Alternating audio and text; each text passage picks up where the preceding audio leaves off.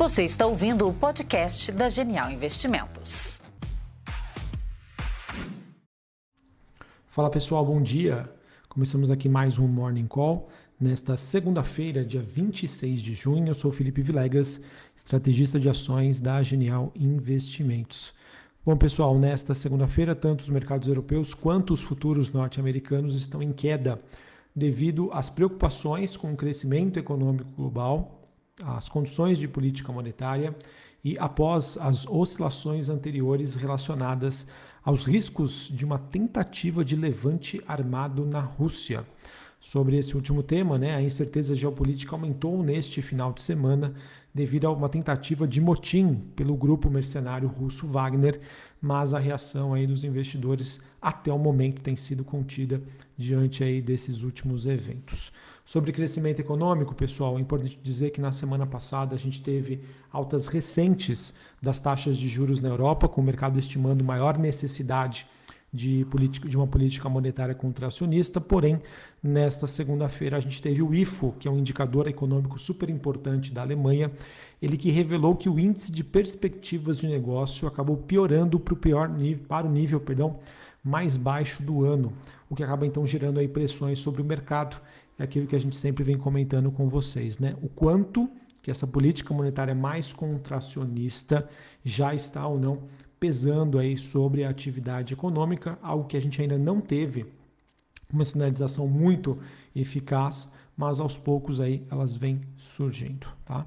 E assim como esse movimento então provoca uma queda dos yields, ou seja, das taxas de juros na Europa, o mesmo movimento aí acontece para as taxas de juros nos Estados Unidos, o vencimento de 10 anos, neste momento aí caindo 1,5% a 3,68%.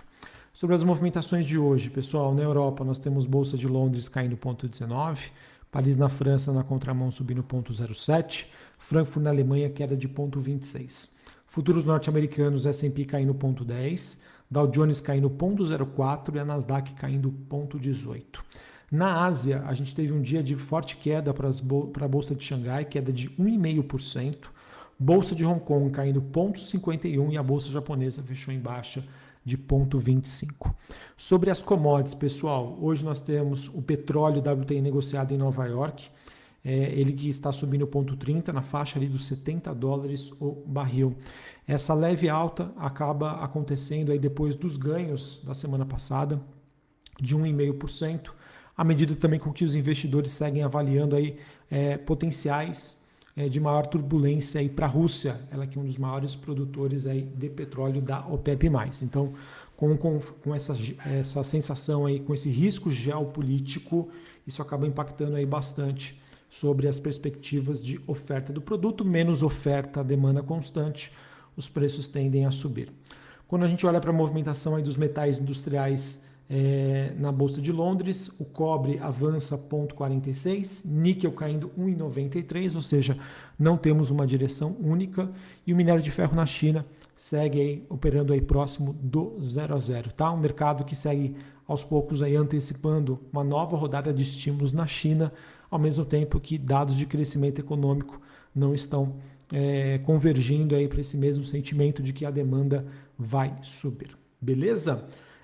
Outros ativos que a gente sempre acompanha aqui, nós temos o dólar index DXY caindo 0,19, Bitcoin caindo 1,17 na faixa ali dos $30.200 a unidade.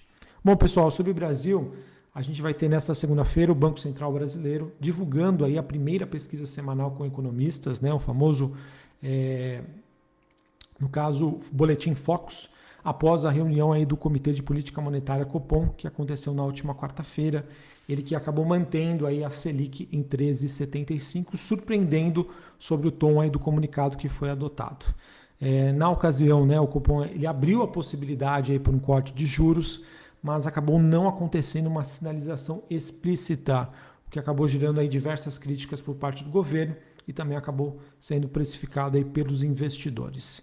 É importante dizer que sobre o Focus, que vai ser divulgado hoje, em relação à semana passada, os economistas reduziram a estimativa da Selic para 2023 de 12,5% para 12,25%, e os juros futuros na semana passada caíram em mais de 10 pontos devido a essa expectativa de menores juros, né, corte da taxa de juros aqui no Brasil e também ao temor aí da recessão global.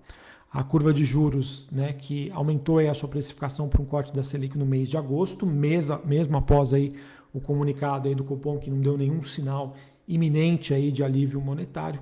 Vamos ver então como que vai ser a divulgação aí de dados e a percepção aí por parte do investidor. Importante dizer que essa pesquisa Focus que vai ser divulgado hoje, né, vai acontecer às vésperas da ata do Copom, que se não me engano é amanhã, e também da divulgação do Índice de Preços ao Consumidor Amplo, IPCA 15, do mês de junho. A expectativa aí dos economistas é que ele apresente aí uma forte desaceleração e que fique aí ligeiramente negativo na comparação mês contra mês. Essa semana também é importante, pessoal, porque na quinta-feira a gente vai ter o Conselho Monetário Nacional, CMN, ele que se reúne aí para discutir a meta de inflação para 2026. Os jornais seguem destacando aí a possibilidade de mudança no horizonte de convergência da meta do sistema atual por um ano calendário aí para um regime mais contido. Beleza? E para a gente encerrar aqui falando sobre o noticiário corporativo, nós tivemos a Petrobras, ela que estaria preparando aí para retomar o mercado global de dívida com uma emissão aí de até 1,5 bilhão de dólares em títulos com vencimentos de 10 anos, o que poderia ocorrer já, inclusive, nesta segunda-feira, de acordo aí com pessoas familiarizadas com o assunto. A empresa que não respondeu imediatamente a um pedido sobre esse comentário, vamos ver aí se isso realmente se confirma nesta segunda-feira. Além disso, pessoal, nós tivemos a JIF, que é uma holding da JBS, ela que está considerando aí uma proposta para aquisição do controle da Braskem, uma das maiores empresas aí petroquímicas brasileiras. A oferta que incluiria o pagamento à vista em dinheiro por toda a participação na Novo Honor, a Novo Honor, né, que é a maior acionista da Braskem, isso não incluiria a compra da participação da Petrobras. Essa novela, então, ainda continua. E por fim, pessoal, nós tivemos aí no final de semana uma notícia relacionada à Vale, em que parte aí do Partido dos Trabalhadores, incluindo o ex-presidente Lula, ele acredita que a empresa, né, deveria operar de acordo com chamados interesses estratégicos nacionais. Por conta disso, há uma articulação aí para colocar Guido Mantega, ele mesmo, ex-ministro da Fazenda aí durante o governo Dilma Rousseff, no comando da mineradora. Essas informações aí foram trazidas pelo colunista do jornal O Globo. A princípio, se isso for realmente avançar e para frente, deve ter uma repercussão aí bastante negativa aí por parte do mercado. Então, vamos acompanhar, porque acredito que a notícia por si só pode trazer aí bastante volatilidade. E com o minério de ferro na China, né, um viés um pouco mais negativo, apesar de estar próximo do 0 a 0, isso pode aí gerar uma pressão na Vale, que por consequência acaba impactando também sobre a pontuação do Ibovespa. Beleza? Bom, pessoal, então é isso que eu tinha para trazer para vocês.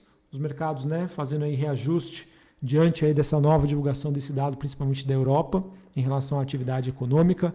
Importante dizer que o momento que a gente vive hoje, em que os mercados precificam, né, queda das taxas de juros, mas com crescimento ainda consistente econômico, que nós chamamos, né, de caixinhos dourados, Goldilocks, ele acaba tendo esse ar um pouco mais construtivo, mas a gente não pode descartar, obviamente, sobre o impacto, né, dessa taxa de juros mais elevada nas principais economias globais e o quanto disso poderia ou não impactar nas empresas. Infelizmente, pessoal, ninguém tem a resposta para isso. Um abraço, uma ótima segunda-feira para vocês e até mais. Valeu! Você está ouvindo o podcast da Genial Investimentos.